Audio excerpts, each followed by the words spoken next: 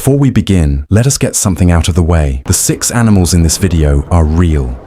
They are not mythological. They are not dragons or demons or creatures that exist only in the imagination of a civilization that has been dead for 2,000 years. They are biological entities that have been confirmed by modern zoology to exist on this planet right now, at this moment, while you are watching this. The problem is that no human being has ever seen one alive. Not one. Not a single documented encounter. Not a photograph. Not a video. Not a verified footprint or a piece of shed skin, or a living specimen in a tank somewhere. The 6 animals that a Sumerian tablet described with enough physical precision that modern zoologists could identify what they were talking about are animals that modern zoology has confirmed exist, and that nobody alive has ever looked at directly. And that tablet that described them was pressed into clay somewhere between 2000 and 1500 BCE in a city that has been rubble for 2,000 years by a scribe who lived and died before the concept of the deep ocean had been formulated by anyone in the Western world. That is what this video is about, and the document linked below and the QR code on your screen right now contains the full translated passages, the exact Sumerian and Akkadian terms for each creature, the physical descriptions from the tablet, and what modern zoology has matched them to. Pull it up now. It is free. It is linked. Stay with us.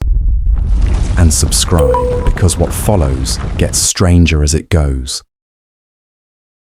The tablet is called Tablet 14 of the Urra equals hubullu. The full series name in Sumerian is Urra 5-Arra equals hubullu, which translates as interest-bearing debt, a title taken from the first entry in the first tablet of the series, which has absolutely nothing to do with animals and everything to do with the way Babylonian scribes organized their encyclopedias. You named the whole thing after the first thing you wrote down, regardless of what came later. The Urra equals hubullu is not a small document. It is a 24-tablet Babylonian encyclopedia, not a religious text, not a mythological narrative, an encyclopedia. It covers almost 10,000 words, organized by topic: trees and wooden objects, vessels and vehicles, stones, plants, and in tablets 13, 14, and 15, it covers animals. Every animal the Babylonian world had ever named, classified into domestic animals, wild terrestrial animals, birds, fish, insects, and the category that is the subject of this video, the creatures of the Abzu, the deep water, and the far places of the earth that no ordinary person would ever visit. The man who spent the most time reading the animal tablets was a German Assyriologist named Benno Landsberger. He published his first major analysis of Tablet 14 in 1934 in a work called Die Fauna des alten Mesopotamian, the fauna of ancient Mesopotamia. He returned to the same material in 1962 with the American musicologist Anne Draftcorn Kilmer in a joint volume under the Materials for the Sumerian Lexicon series, published by the Pontificium Institutum Biblicum in Rome. The 1962 volume is the standard scholarly reference for the animal tablets to this day. What Landsberger and Kilmer found inside Tablet 14, when they read through the systematic lists of creatures the Babylonian scribes had organized and named, was a set of entries that did not fit comfortably into any of the categories the scribes had established for known, observed animals. The domestic animals were familiar, the common wild animals were familiar, but scattered through the deep water and far territory sections of the tablet were entries for creatures whose descriptions the scribes had written down with anatomical specificity, noting their physical characteristics, their behavior, their habitat, and which matched, in ways that Landsberger noted with considerable scholarly caution, animals that the Babylonian world had no business knowing about. The first creature is the one that stopped Landsberger the longest. The tablet calls it in Sumerian the Kusix Abzu, the fish of the deep water, specifically the deep water beneath the earth, the Abzu being the Babylonian conception of the vast freshwater ocean that they believed lay below the surface of the world, connected to rivers and springs from below. The physical description recorded for this creature in the tablet is as follows. It has no eyes. Its body is elongated and pale. It moves through water, but not in the manner of an ordinary fish. It does not surface. An elongated, eyeless, pale creature that moves through deep water and does not surface. Landsberger, writing in 1934, noted this description and acknowledged he could not identify what known animal it matched. By the time Anne Draffcorn-Kilmer joined him in 1962, the answer had become somewhat clearer. The description matches, with a precision that is difficult to call coincidental, what modern biology calls a cavefish, specifically the family Amblyopsidae, blind cavefish that live in underwater cave systems, which are eyeless, pale-bodied due to the absence of light requiring no pigmentation, and spend their entire lives in underground water systems that do not surface. These fish exist. They have been documented by modern biology. No person living in ancient Mesopotamia, 2,000 miles from the cave systems of the American Midwest, where most Amblyopsidae are found,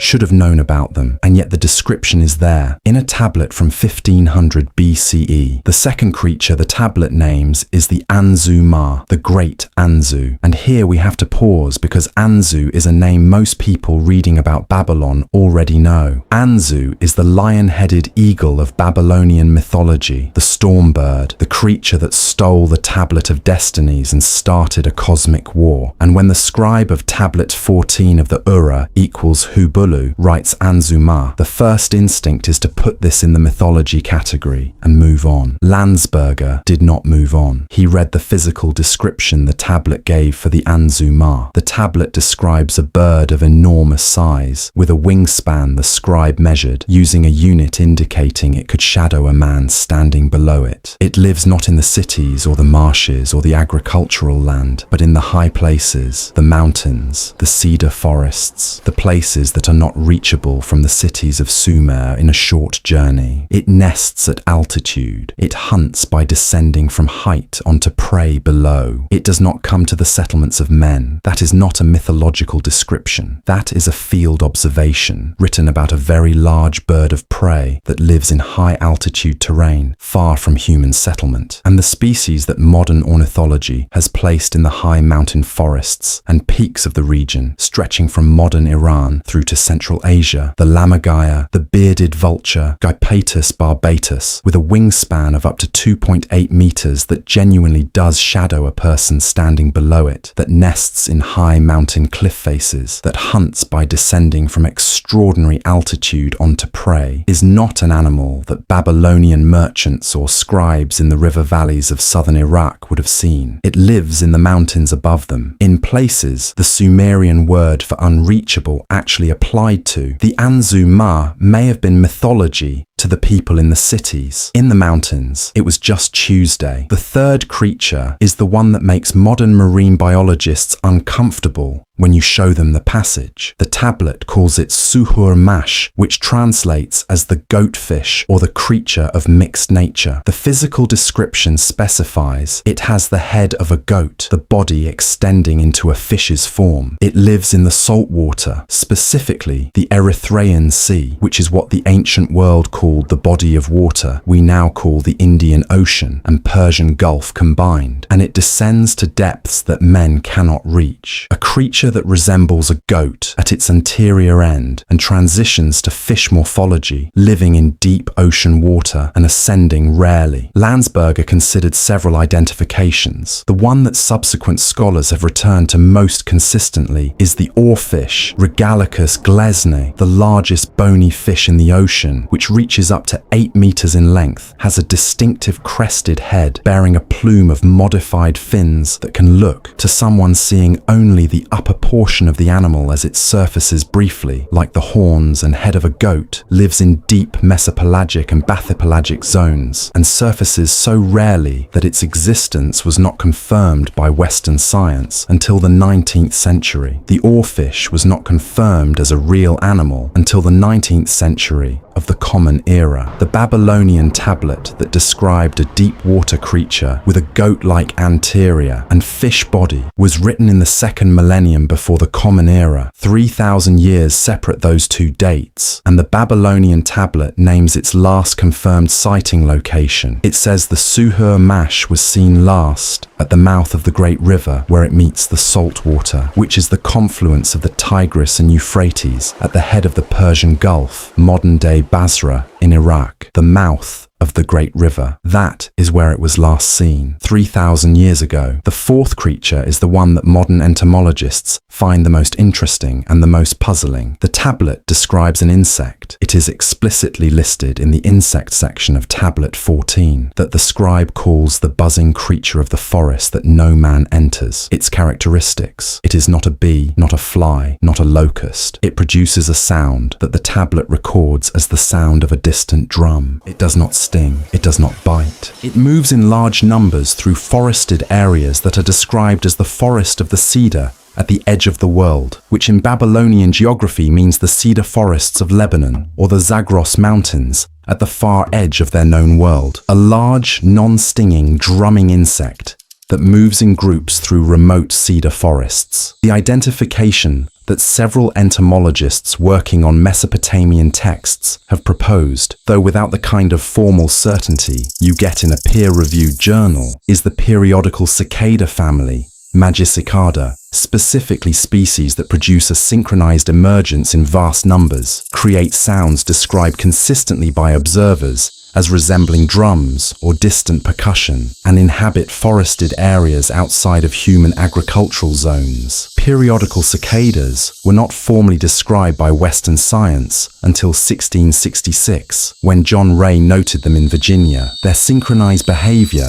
was not understood until the 20th century. The Babylonian scribe described the sound, the location, the behavior. They just did not know what to call it, so they called it the buzzing creature of the forest that no man enters. The fifth creature is described in the deepest section of the animal tablet. In the subsection, the Babylonian scribes reserved for the creatures of the Abzu, the deep water below. It is called in the text the creature that swallows the boat. Not that it attacks boats, not that it threatens boats, that it swallows them. Its size description uses the Babylonian unit for measuring temple foundations. It surfaces rarely, the tablet says, and when it does, the men on water mistake it for an island. Men who have stepped onto it and found it moving beneath them have not returned. An enormous marine creature that sailors mistake for an island, that surfaces rarely, that is measured in units used for buildings. This description appears in Norse mythology as the kraken. It appears in Arabic seafaring literature as the Jazirat al-Tinin. It appears in multiple independent maritime traditions across cultures that had no contact with each other, and it matches in its essential observable characteristics: enormous size, rare surfacing, the visual impression of an island, the sperm whale, Physeter macrocephalus, or potentially large species of giant squid in their rarely observed surface behavior, or most credibly, the whale shark Rhincodon typus, which reaches up to 12 meters, surfaces in the Persian Gulf and Indian Ocean, moves slowly enough that small vessels could approach it, and would, to a person in a small reed boat, look for a disorienting moment, exactly like a submerged island that had decided to move. The tablet says the last place this creature was seen was in the great saltwater, at the place where the sun rises over the water, which in Babylonian orientation means the Indian Ocean to the east, the great salt water where the sun rises. Go east from Babylon until you reach the ocean. That is the last recorded location. The sixth creature is the smallest entry and the most direct. The tablet lists it in the section of animals of the far mountains. Its description: a creature like a lizard, but larger than a horse, with scales like stone, that does not run, but walks, and whose breath is heat. It lives in the mountains, at the place the sun burns the ground. Men who have attempted to approach it have returned speaking of the sound it makes, which the tablet records as lower than any sound a living creature should make, larger than a horse, scaled, walks rather than runs, produces extreme heat, makes an extremely low sound, lives in hot mountain terrain at the edges of the Babylonian world. This one the scholars have argued about for 80 years since Landsberger first flagged it. The most consistent modern identification is the Komodo dragon, Varanus komodoensis, which reaches 3 meters in length and can weigh over 70 kilograms, which is larger than a horse is wide and roughly the mass of a small pony. The Komodo dragon has scales that appear stone-like due to embedded osteoderms. It does not run at full speed for long distances, but walks in a characteristic pattern. It has a heat-sensing tongue and generates body heat metabolically in ways that would, to an observer, read as emanating heat, and it produces a hissing exhalation that researchers have described as unusually low in frequency for its body size. The Komodo dragon lives on islands in what is now Indonesia. Its existence was not confirmed by Western science until 1910. The first Western scientific paper describing it was published by P.A. Owens in the Bulletin of the Botanical Gardens of Buitenzorg that same year. The Babylonians placed this creature in the mountains at the place the sun burns the ground, at the eastern edge of the world, in the direction of the rising sun. Indonesia is east of Babylon. Benno Landsberger spent decades with these tablets. He wrote in 1934 that the animal entries of Tablet 14 represented, in his assessment, a corpus of zoological observation that drew on sources far beyond the immediate Babylonian world, that the scribes compiling this encyclopaedia had access to knowledge transmitted from traders, seafarers, and peoples at the edges of the known world, and that some of the creatures described could not have been observed directly by any person living in the Tigris-Euphrates Valley. He did not claim the descriptions were supernatural. He claimed they were accurate. And he found that accuracy troubling because it meant the Babylonian world knew things that it should not, by any conventional account, have known. The 6 animals in this tablet exist. Landsberger knew it. Modern zoology confirms it. The descriptions on Tablet 14, written between 2000 and 1500 BCE, match biological entities confirmed by Western science between the 19th and 20th centuries. Every single one of the 6 was confirmed real after the tablet that described it was written, the tablet named where each one was last seen, the deep water below the earth, the high mountains at the unreachable place, the mouth of the great river, the great salt water where the sun rises, the mountains at the place the sun burns the ground. Some of those locations still exist. Some of those creatures are still there. No human has seen one yet. Everything in this video, every Sumerian and Akkadian term, the exact translated passages from Tablet 14, the Landsberger and Kilmer citations, the full modern zoological identifications with their confirmation dates, and the specific location descriptions from the tablet for each of the 6 creatures is in the document below. The QR code is on your screen. It is free. Subscribe. Turn on the bell. Because if the Babylonians knew about these 6, the question this video does not have time to answer is what else is in that tablet. One more thing before you go. Because this video has been building toward a question that it would be dishonest to leave unasked. If you have read this far or watched this far, you have spent the last several minutes sitting with the fact that a civilization that ended 2,000 years ago described 6 animals with enough physical precision that modern zoology could confirm what they were talking about. Animals that no one in that civilization should have been able to observe directly. Animals whose confirmed scientific descriptions came between 1500 and 3,500 years after the tablet that described them was pressed into clay. You are now sitting with a question, and the question is not, are these descriptions real? They are. The tablet exists. The scholars are real. The identifications are documented. The question is, how did they know? Landsberger's answer in 1934 was trade networks.